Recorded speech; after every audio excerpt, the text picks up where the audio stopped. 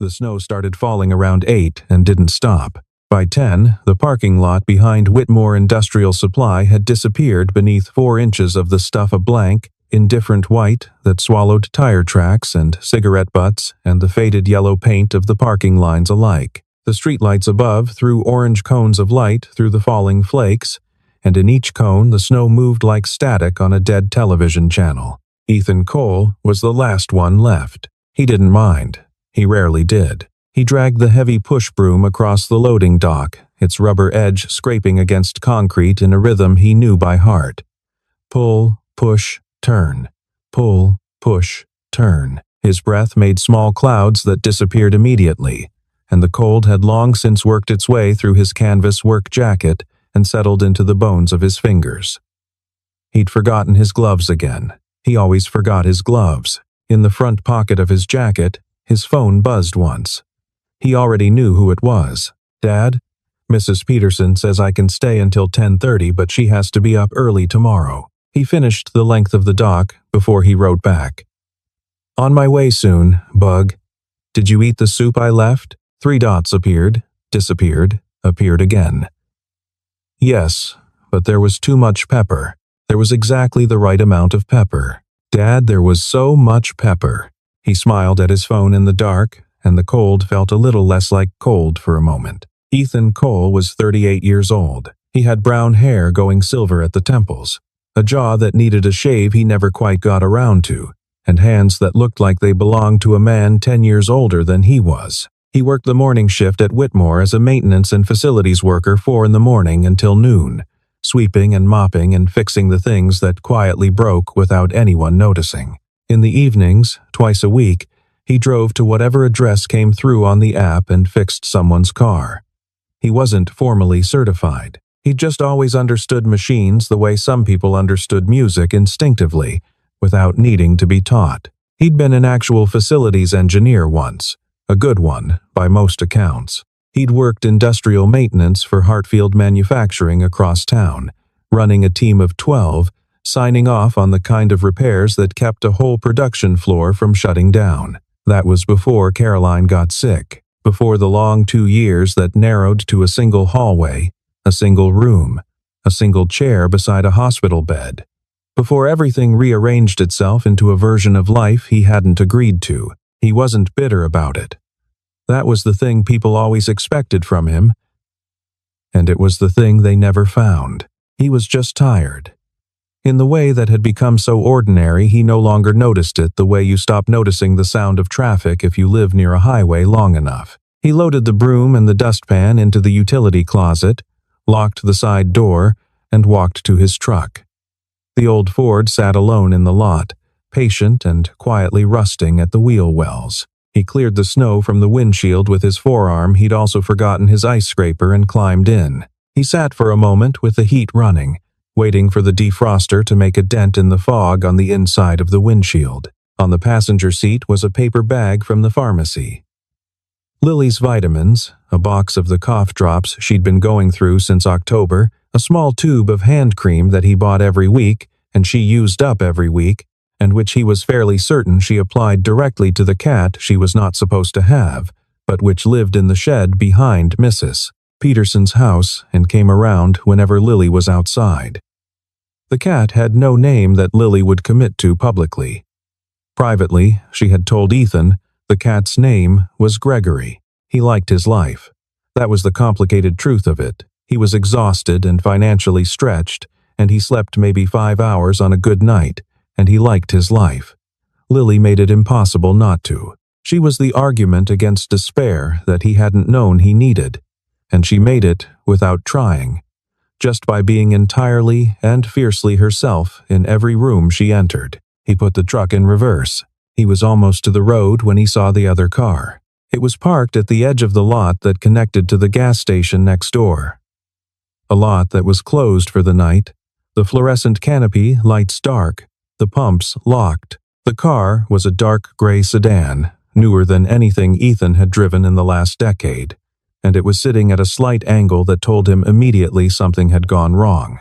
The hazard lights blinked orange-yellow in the snow, slow and methodical, like a heartbeat. He sat at the exit for a moment. Then he pulled back in. He parked alongside the sedan and got out. Through the fogged window, he could see the shape of someone in the driver's seat.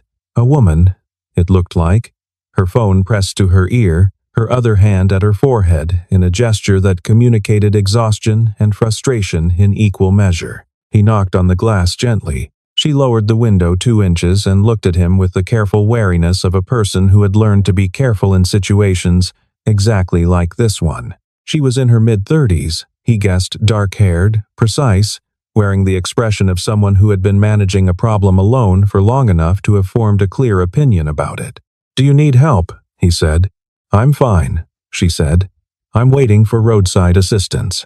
"How long?" A pause. 90 minutes. He looked at the sky. The snow was thickening. At this rate, the temperature would be dropping another 10 degrees before midnight. The gas station canopy provided no shelter. The pumps were locked and dark, and the wind was coming from the east now, cutting through the lot with the particular efficiency of winter wind that has found nothing in its way for several miles. "Do you know what's wrong with it?" Another pause, longer this time. She had dark eyes that were very still, the kind of eyes that watched things, that took inventory. "It just stopped," she said. "I was sitting at the light on Caldwell, and it stuttered, and then it stopped. I coasted in here." Ethan nodded. "Can you pop the hood?" She looked at him for a moment longer than was comfortable. He understood the calculation happening behind those dark eyes, the very reasonable hesitation of a woman alone in a dark lot with a stranger in a snowstorm. He stepped back, giving her more space, his hands open at his sides. "I'll stay right here if you'd rather wait," he said. "That's completely fine." She looked at him for another second. Then she reached down and pulled the hood release. His hands were already cold. After 5 minutes under the hood, they were nearly numb. But he worked steadily, methodically, checking the obvious things. First, battery terminals corroded, connections loose, ground cable frayed enough to cause intermittent contact failure. He found it in 6 minutes. It was almost embarrassingly simple. A battery terminal clamp that had worked itself loose, probably over months of vibration, until finally the connection failed entirely. He had a pair of pliers in the truck. He was back in under 10 minutes total. "Try it now," he called. The engine turned over on the first try. He closed the hood and brushed the snow from his forearms. The woman got out of the car. She was wearing a coat that was clearly expensive and entirely inadequate for this weather wool. Tailored, the kind of thing that looked good in a boardroom and lasted approximately 40 minutes in an actual blizzard.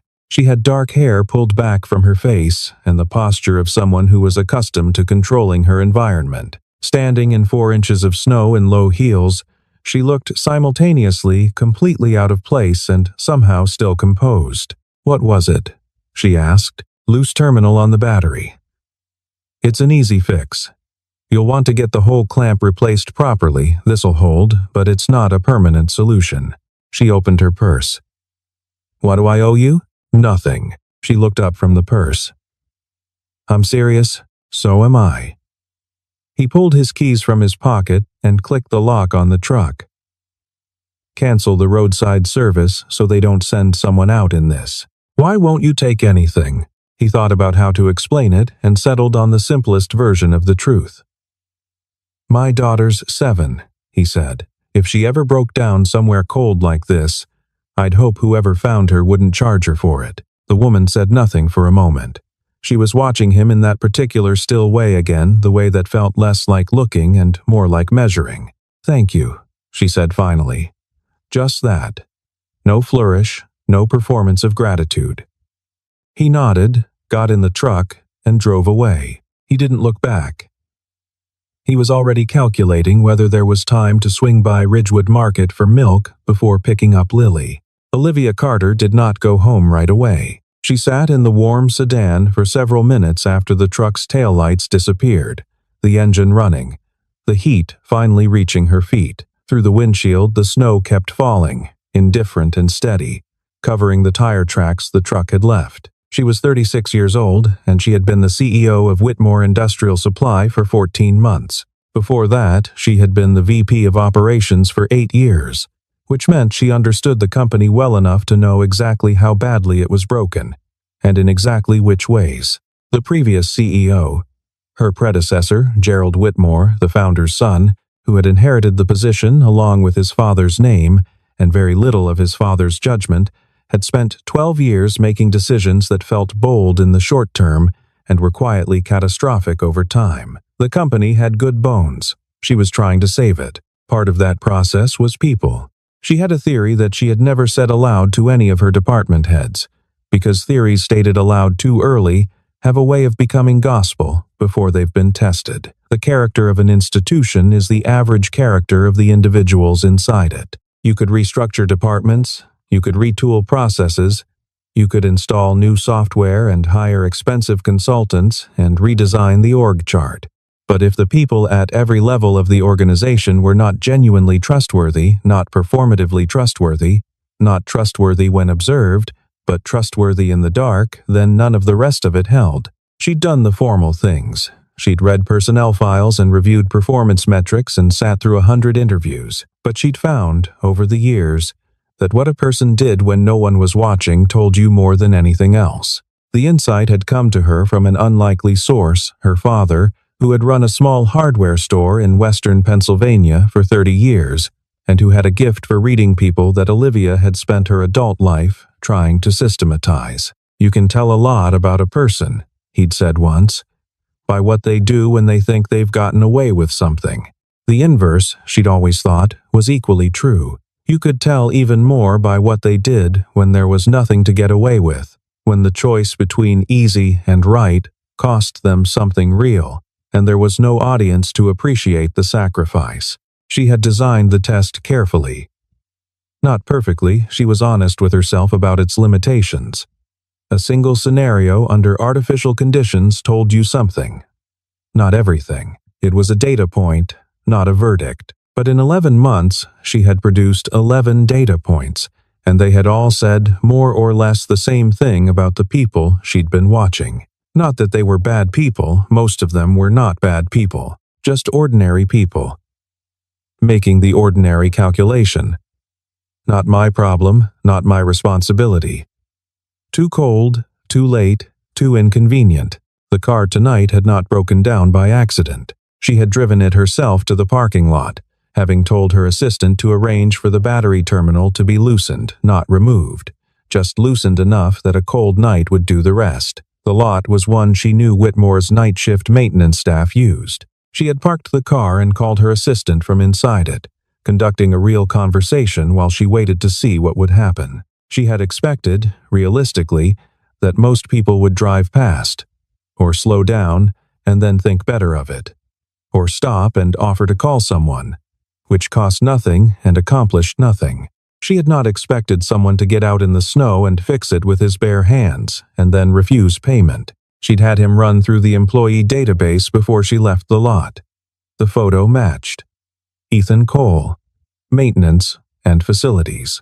Formerly, and this was the part that had made her sit in the dark an extra 10 minutes, formerly a licensed industrial facilities engineer at Hartfield Manufacturing, where he'd apparently been considered quite good before leaving 6 years ago, and before that a degree in mechanical and systems engineering from a state university that she knew by reputation. He was pushing a broom and mopping floors. She needed to understand why. Ethan arrived at 6:15, which was earlier than required.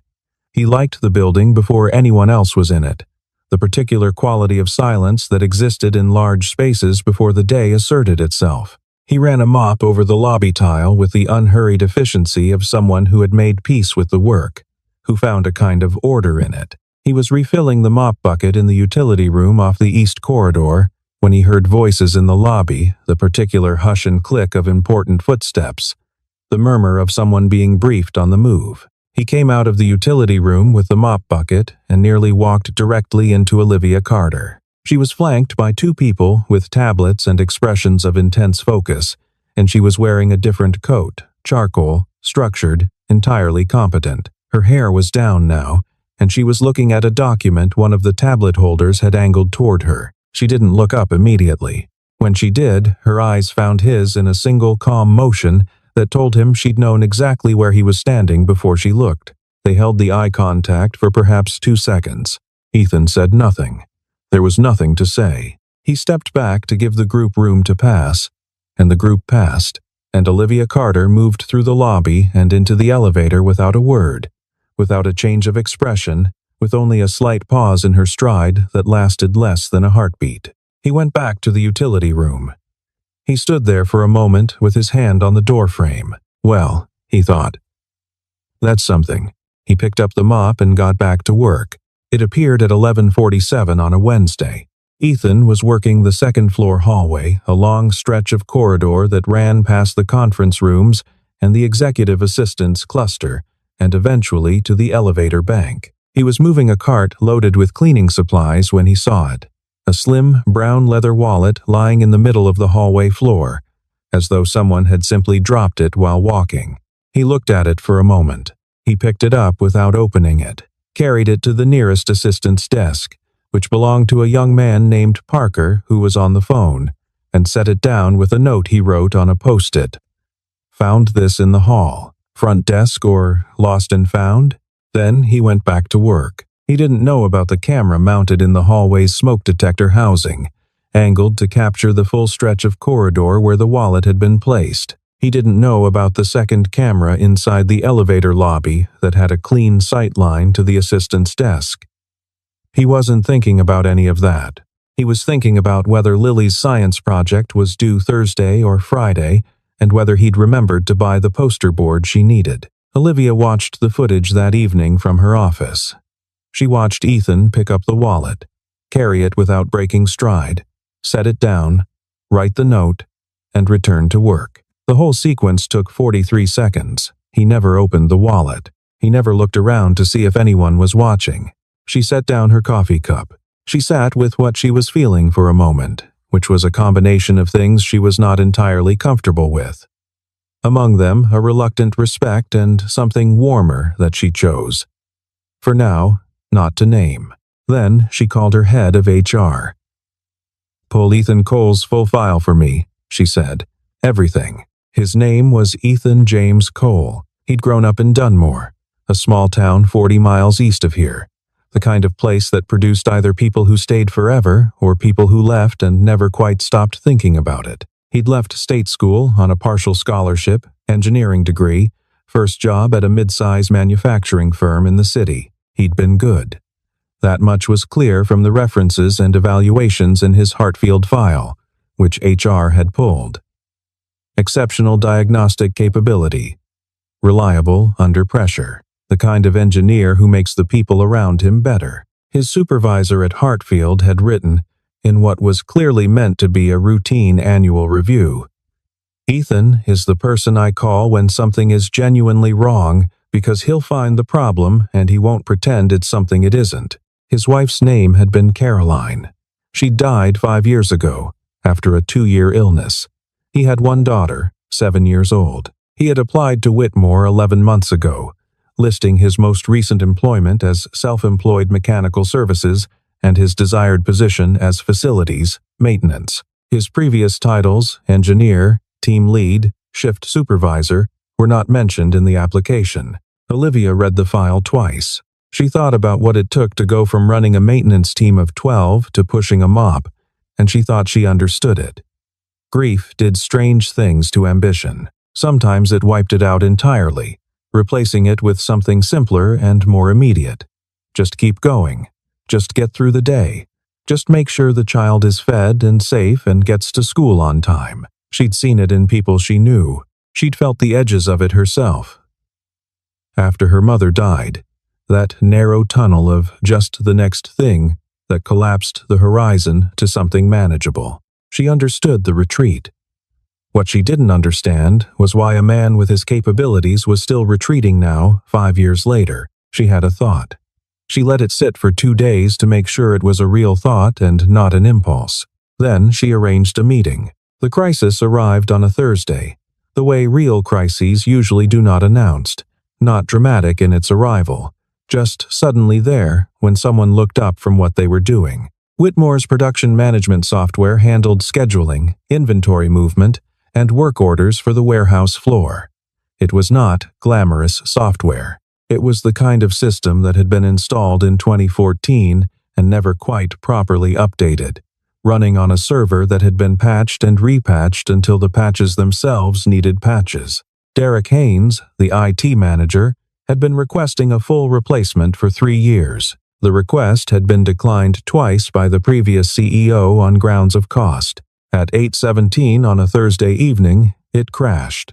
Not a partial crash, a full, irrecoverable failure of the primary database instance, with the backup system returning errors that suggested the backup hadn't been properly synced in 11 days. By 8:30, Haynes had called his 2 best people in. By 9, Olivia was on a conference call from her home office, listening to Haynes explain, with escalating tension in his voice, that they were looking at somewhere between 36 and 72 hours of downtime, which would halt shipping, freeze work orders, and cost the company somewhere in the range of $140,000 per day in delayed contracts. "What about the raw data?" she said. "Is it recoverable?" "Technically, maybe. But the schema is corrupted. We'd need someone who understands the underlying architecture to rebuild the query logic before we could restore anything. Find that person," she said. "I'm trying," Haynes said. What he didn't know, what nobody in the IT department knew, was that Ethan Cole was still in the building. He'd stayed late that evening because the industrial floor waxer had thrown an error code, and he'd been in the middle of diagnosing it when the rest of the building began its Thursday night shutdown. He'd stopped to eat the sandwich he'd brought from home, sitting on a crate in the utility bay with his phone, reading a text from his neighbor Mrs. Peterson about Lily, who had apparently decided that the right time to practice her spelling words was 9:30 at night. He was walking back through the lower hallway toward the utility bay when he passed the open server room door and heard Haynes's voice, sharp and clipped, carrying the particular register of a man who has stopped performing calm and is simply frightened. Ethan paused. He leaned in the doorway. The server room was not large. Haynes was standing at a terminal with 2 of his staff, all 3 of them staring at cascading error messages on a screen. The smell of overheated electronics was very faint, but present the particular smell of a system that had been working very hard for a very long time and was now simply done. Ethan said. All 3 heads turned. Haynes stared at him. "You're the you work nights here?" "Sometimes." "Is that the Meridian stack?" "Do you know it?" "I ran one at Hartfield for 4 years.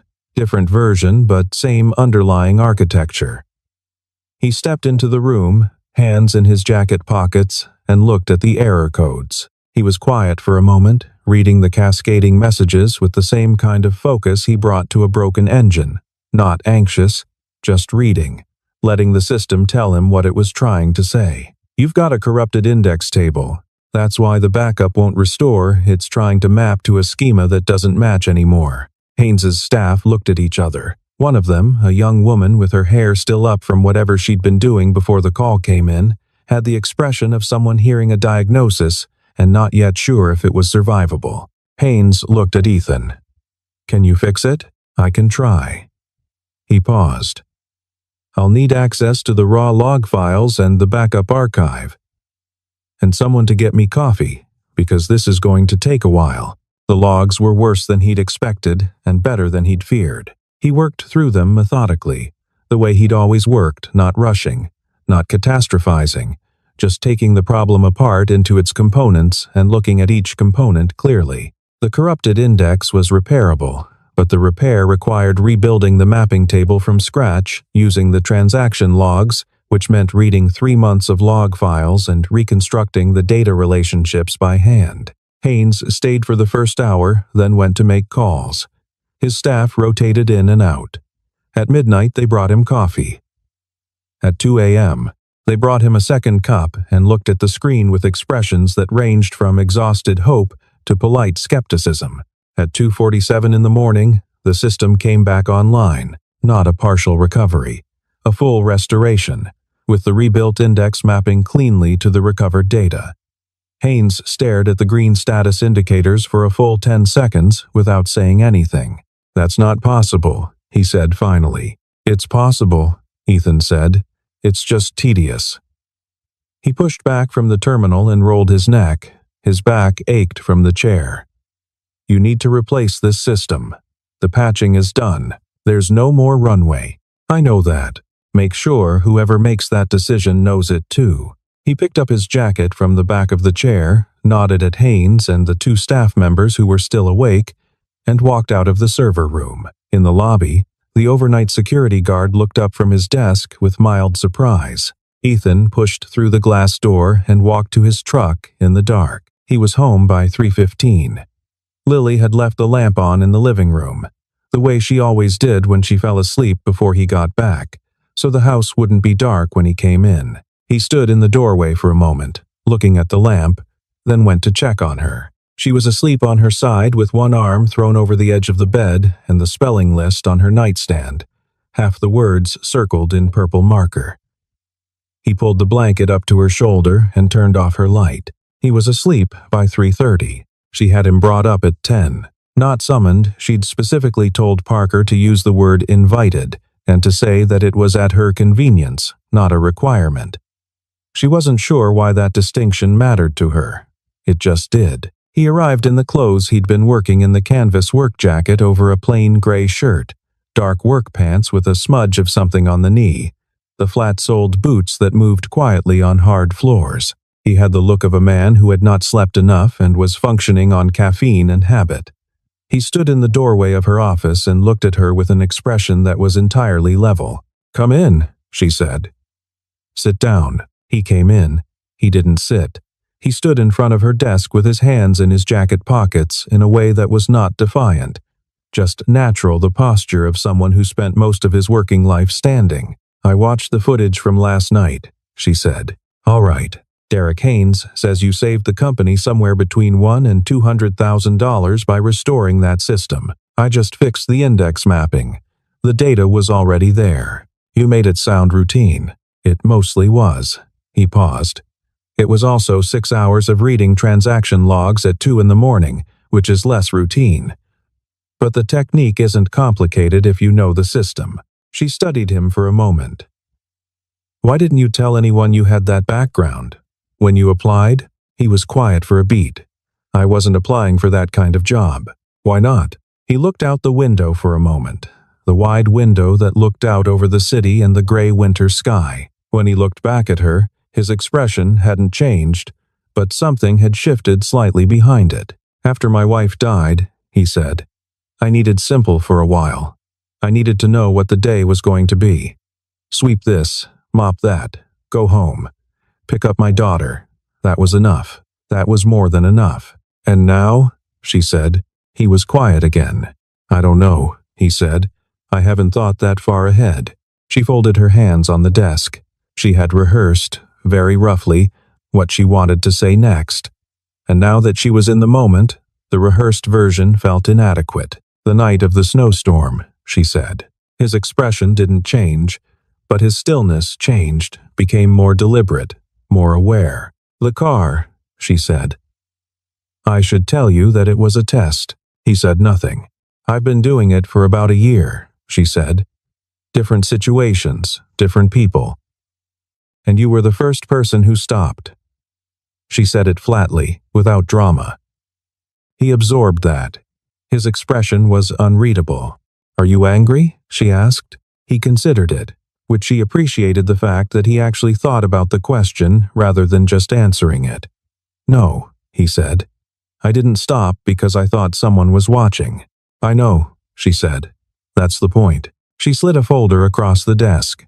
He didn't pick it up yet. "I'm offering you a position," she said. "Senior facilities engineer. You'd oversee all physical infrastructure and production support systems. It's not what you were doing at Hartfield. It's larger, more complex, more responsibility. The salary is here." She tapped the folder. "I'm not going to make the decision for you. I want you to think about it." He looked at the folder. He looked at her. "Why?" he said. "Because you're the best qualified person I've found for it," she said. "And because I think you've been hiding for 5 years, and I think you're probably aware of that." The room was quiet. Outside, the city moved in its usual indifferent way, and the winter sky sat low and gray over the buildings. "I'll think about it," he said. "That's all I'm asking."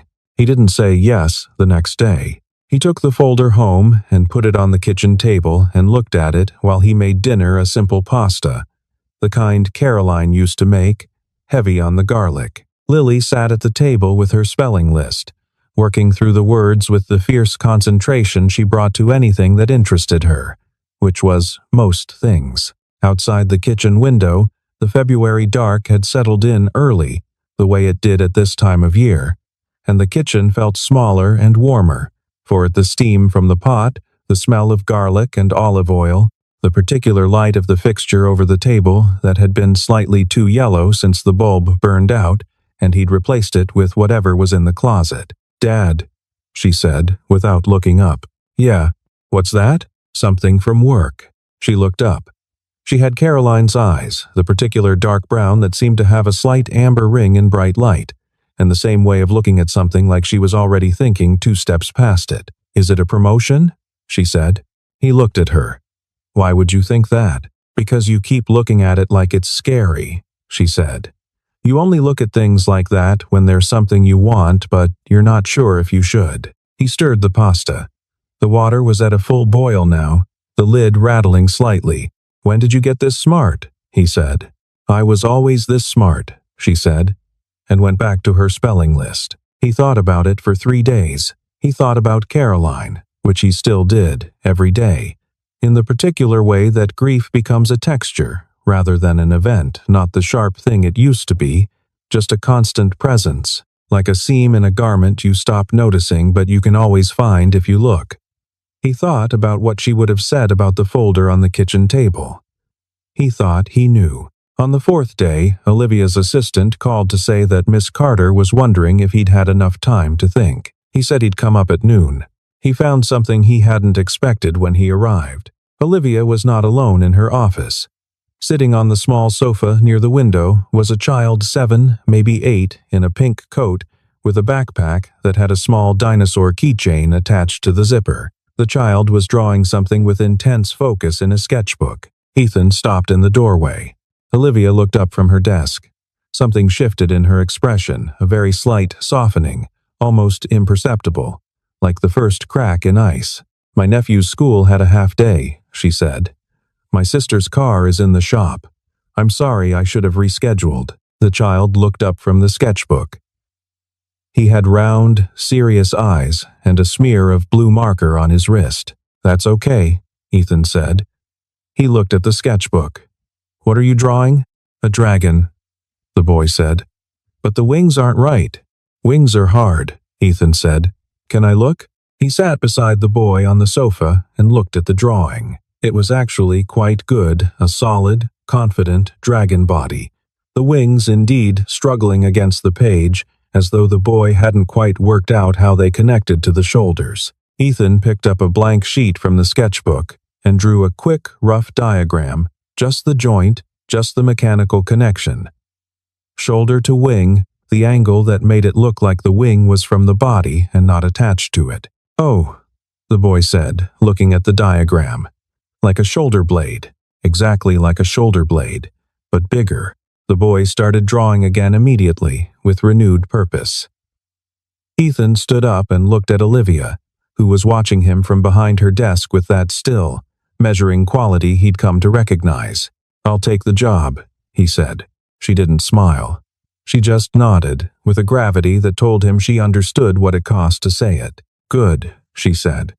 "We'll sort the details." He started in the new role on a Monday in February. The first week was disorienting in the way that anything is when you've been small for a long time and then someone asks you to be large again. His body knew the motions of maintenance work, the economy of movement, the practiced invisibility. The new role asked him to sit in meetings, to present assessments, to disagree with people who had more tenure and louder voices. He did it the way he did everything, steadily, without performance, saying what he meant and meaning what he said. The team he inherited was capable but directionless. He spent the first month just listening, asking questions, learning the specific character of the facility's weaknesses. He didn't arrive with a plan. He let the plan come from understanding. Olivia watched from a careful distance. She had a rule she'd always followed. Hire the right person and then trust them to do the work. Micromanagement was a failure of hiring, not of managing. She trusted Ethan's judgment in the same instinctive way she had trusted her read of his character, not naively, but with the particular confidence of someone who has learned to distinguish real signal from performance. They met formally, once a week, on Thursday afternoons. The meetings were efficient and substantive. She asked questions that were real questions, not rhetorical ones. He gave answers that were complete without being padded. They disagreed, sometimes, on prioritization or resource allocation, and they disagreed in the way that functional adults disagree directly, with reasons, without ego. Once, in April, he told her flat out that a vendor she'd been planning to sign with had a service record he considered unacceptable for the load they'd be putting on the system, and he put 3 pages of documentation on her desk to explain why. She read them, checked his sources, and canceled the contract. She didn't make a production of it, just sent him a brief email. "You were right. Done." He'd read that email 3 times. Not because it was unusual for her to acknowledge when someone was right. She did that regularly, without ceremony, which was rarer than it should have been in his experience of managers. He read it 3 times because of what it felt like, the specific sensation of being genuinely seen by someone who was actually paying attention, which he had not felt in a professional context in a very long time, and which turned out to still matter to him considerably. Slowly, without either of them particularly deciding that it was happening, the Thursday meetings began to run long, not because the agenda was longer, because after the agenda was finished, one of them would say something that wasn't quite on the agenda, and the other would respond, and they would find themselves still talking 20 minutes later about something that had nothing to do with facilities infrastructure, about Lily's ongoing campaign for a dog, about a book one of them had read, about the particular character of winter in this city, the way the light changed in February, the moment in late March when you could first smell something other than cold in the air. There was a Thursday in May when her assistant knocked on the door at 5:45 to remind her she had a dinner reservation at 6, and she looked up from the conversation with a genuine surprise that told him she'd lost track of the time entirely. She was not the kind of person who lost track of time. Her relationship with time was meticulous, a carefully maintained system of where she needed to be and when. "Go," he said. "We weren't finished. We were finished with the agenda 20 minutes ago." She looked at him. "That's not what I meant." He didn't answer that. She gathered her things, said goodnight, and left. He sat in the empty office for a moment before standing up to leave himself, looking out at the city through the wide window, thinking about what she hadn't said and what he hadn't said back, and the particular quality of spaces between words where the real things live. He didn't see it building. He was out of practice with noticing things like that. He'd been out of practice for a long time. She noticed. She was good at noticing things. That was, in a sense, her primary professional qualification, but she kept what she noticed at a careful distance, examining it with the same clear-eyed attention she brought to everything. Not ready to act on it yet, not sure she wanted to, sitting with it the way she sat with decisions that were important enough to get right. It came in the first week of December, the first real snow, the kind that covered the ground and stayed there, not the tentative flurries of October or the half-hearted sleet of November, but honest snow, thick and committed, the kind that turned the city soft and made everything quieter. Ethan was working late. This was not unusual. His version of working late now looked very different from a year ago, but the habit of staying past everyone else had not entirely left him. He was in the facilities office on the 2nd floor, going through the maintenance schedule for the quarter, when his phone buzzed. "Olivia." "Still in," he typed back. "For another hour. You?" "Olivia." "The east stairwell window is stuck open again." He found her in the east stairwell on the 6th floor, her coat on. Standing at the window, she'd apparently been trying to close herself, snow coming in at a slight angle and dusting the windowsill. She was not the kind of person who waited for someone else to fix a small problem if she could reach it. She couldn't quite reach it. The latch mechanism had frozen. He stepped past her, got both hands on the frame, and pushed the window to with a firm, controlled motion that used his whole shoulder rather than just his arms. The latch caught. He checked it twice. "Thank you," she said. The stairwell was very quiet. Outside the window, through the glass, the city was softened by snow and the particular hush that snow brought. The light in the stairwell was industrial fluorescent, honest, and it fell across both of them without any particular romance, which was maybe why what happened next felt so real. "I want to tell you something," she said. He looked at her. "That night," she said. "Last winter. In the parking lot." She paused, the way she paused when she was making sure she had the right words. "I thought I was testing you." "I know," he said. "What you don't know," she said, "is that you changed something. Not about what I thought about the company, about what I thought was possible." A pause, about whether the kind of person you are actually existed. He was quiet. The snow moved against the glass. "I'd stopped expecting that," she said. "I didn't realize I'd stopped until I was sitting in a parking lot watching a man fix my car in the dark with no gloves on and refused to take anything for it." She looked at him steadily. "I thought I was doing the testing. I wasn't." He'd thought, vaguely, that if this moment ever happened, he'd have something adequate to say. He didn't. He said the only true thing he had. "I don't know what I'm doing," he said.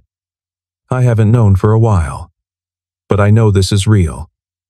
Whatever this is," she nodded slowly. "Me too.